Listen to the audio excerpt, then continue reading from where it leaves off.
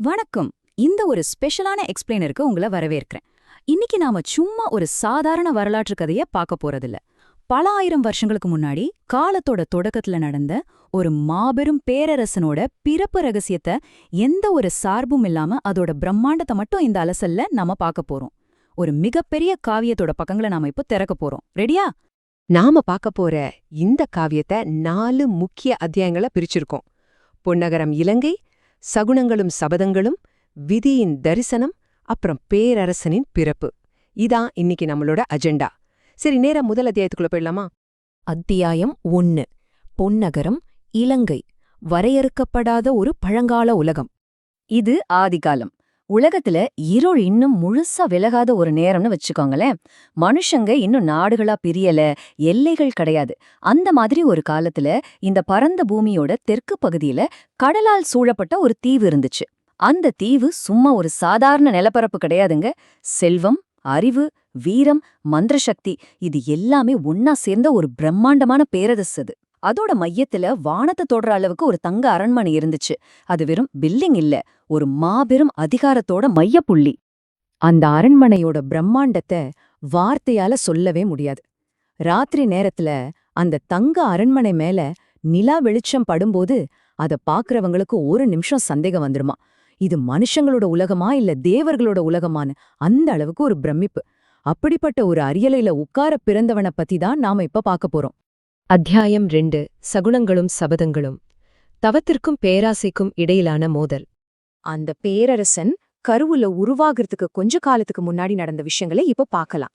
பூமியில ஏதோ ஒரு அசாதாரணமான சக்தி பிறக்க போகுதுங்கிற செய்தி காத்து வாக்குல உலகம் முழுக்க பரவ ஆரம்பிச்சுது. அந்த சக்தி பூமிக்கு வர்றதுக்கு முன்னாடியே ஏகப்பட்ட பிரபஞ்ச மாற்றங்கள் நடக்குது. வானத்துல நட்சத்திரங்கள் எல்லாம் திடீர்னு திசை மாறுது. அமைதியா இருந்த கடல்கள் எந்த காரணமுமே இல்லாம கொந்தளிக்குது. இமயமலையில கடுந்தவத்துல இருந்த முனிவர்கள் கூட அவங்க தியானத்துல ஒரு தீப்பொறி மாதிரி பயங்கரமான உருவங்களை பாக்குறாங்க. இதெல்லாம் உலக அழிவோட தொடக்கமா இல்ல ஒரு புது யுகத்தோட ஆரம்பமான யாருக்கும் புரியல. ஒரு பெரிய கன்ஃபியூஷன். இங்க நாம கவனிக்க வேண்டிய ரொம்ப முக்கியமான விஷயம் என்னன்னா, பிறக்க போற அந்த குழந்தையோட பெற்றோர்கள் யார் அப்படிங்கிற முரண்பாடுதான். அப்பா விஸ்ரவ முனிவர். அறிவிலையும் யோக சக்திலையும் இவருக்கு நிகர் யாருமே இல்ல. உலக ஆசைகள்லாம் விட்டுட்டு அமைதியா காட்டுல தவ வாழ்க்கை வாழ்ந்தவர். ஒருத்தர பார்த்தாலே அவங்க மனசுல என்ன இருக்குன்னு படிக்கிற அளவுக்கு பவர்ஃபுல். ஆனா மறுபக்கம் அம்மா கைகேசி, இவங்க அப்படியே ஆப்போசிட். அழிஞ்சு போன தன்னோட அசுர குலத்தை மறுபடியும் கொண்டு வரணுங்கிற ஒற்றை லட்சியத்தோட நெருப்பு மாதிரி எரியற மனம் கொண்டவங்க. இப்போ நீங்களே கொஞ்சம் யோசிச்சு பாருங்க. பற்றற்ற ஒரு தவத்துக்கும் கொழுந்து விட்டு எரியற ஒரு லட்சியத்துக்கும் பிறக்க போற குழந்தை எப்படி இருக்கும்? கருமேகங்கள் சூழ்ந்த மின்னல் வெற்ற ஒரு இருட்டான ராத்திரி நேரம். கைகேசி நேரா விஸ்ராம முனிவரோட ஆசிரமத்துக்கு வர்றாங்க. அவங்க கண்ணுல கொஞ்சம் கூட பயமே இல்ல, ஒரு மாபெரும் நோக்கம் மட்டும்தான் தெரிஞ்சது. தியானத்திலிருந்து கண் திறந்த விஸ்ரவர் அவங்கள பார்த்து, நீ எதுக்காக இங்க வந்திருக்க அப்படின்னு கேக்குறாரு. அதுக்கு அவங்க சொன்ன ஒற்றை பதில், ஒரு பேரரசனை பெற, உலகத்தையே நடுங்க வைக்கிற ஒரு பேரரசனை பெற. இந்த வார்த்தைகள் ஒரு ஒட்டுமொத்த இனத்தோட எதிர்காலத்தையே தீர்மானிக்கப் போகுது அப்படிங்கறத அந்த இருண்ட இரவு கண்டிப்பா உணர்ந்திருக்கும். அத்தியாயம் 3. விதியின் தரிசனம், ரத்தமும் பக்தியும் நிறைந்த ஒரு காட்சி. கைகேசியோட அந்த பயங்கரமான ஆசையை கேட்ட விஸ்ரவர் எதுவுமே பேசல. அமைதியா கண்ண மூடி திரும்பவும் தியானத்துல ஆழ்ந்துட்டாரு. அந்த நிசப்தமான அறையில விதி தன்னோட வேலைய ஆரம்பிச்சிடுச்சு. தியானத்துல விஸ்ரவரோட மனக்கண்ணுல அந்த பொறக்க போற குழந்தையோட எதிர்காலம் அப்படியே படமா ஓடுது. அது ஒரு சாதாரண நேர்கோட்டு வாழ்க்கை கிடையாதுங்க. முதல்ல நெருப்பு சூழ்ந்த பயங்கரமான போர்க்களங்கள், வானத்துல பறக்கிற ரதங்கள், இதெல்லாம் அவர் பாக்குறாரு. அடுத்து 10 தலைகளோட உலகத்தையே பார்த்து சிரிக்கிற ஒரு அசுர மன்னனை பாக்குறாரு. அடுத்த செகண்டே அதே மன்னன் ஒரு மாபெரும் சிவபக்தனா மண்டியிட்டு பாடுறதையும் பாக்குறாரு.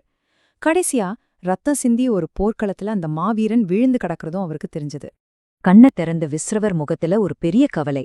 அவரு கைகேஷிய பார்த்து சொல்றாரு, உன் கருவுல பொறக்க போற குழந்தை ஒரு சாதாரண ஆள் இல்ல. உலகத்தையே வெல்ற சக்தி அவனுக்கு கிடைக்கும்.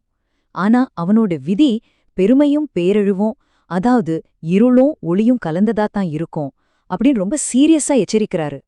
ஆனா அதுக்கு கைகேசி என்ன பதில் சொன்னாங்க தெரியுமா? அவங்களுக்கு இந்த அழிவை பத்தியெல்லாம் கவலையே கிடையாது.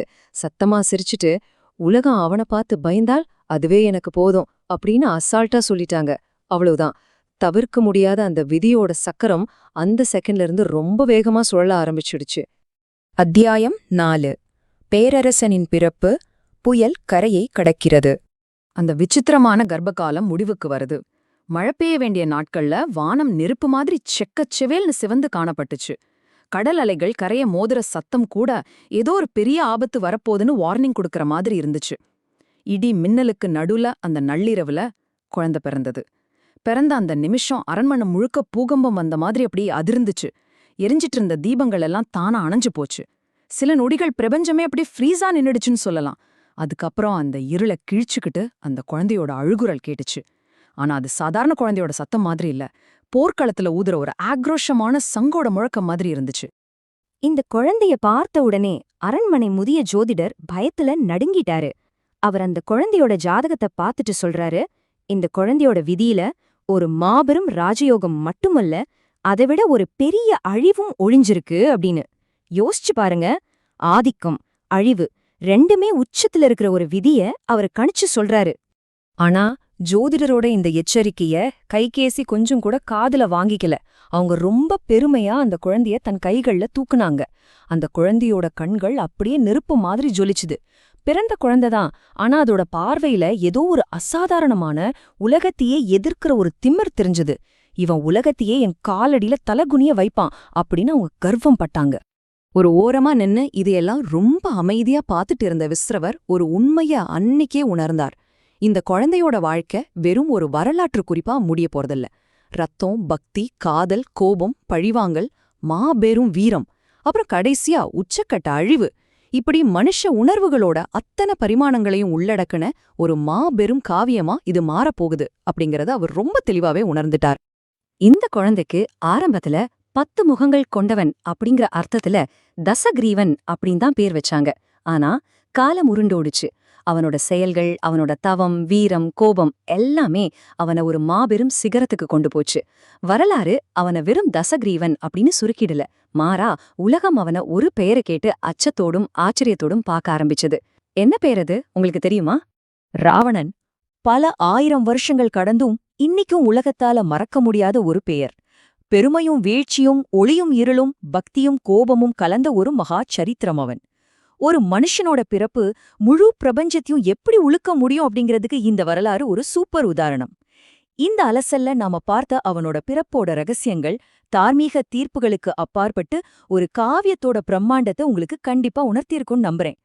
இந்த ஒளியும் இருளும் கலந்த விதி உங்களை என்ன யோசிக்க வைக்குது? இந்த ஒரு கேள்வியோட நான் விடைபெறுகிறேன். நாம மீண்டும் ஒரு சுவாரஸ்யமான அலசல்ல கண்டிப்பா சந்திப்போம்.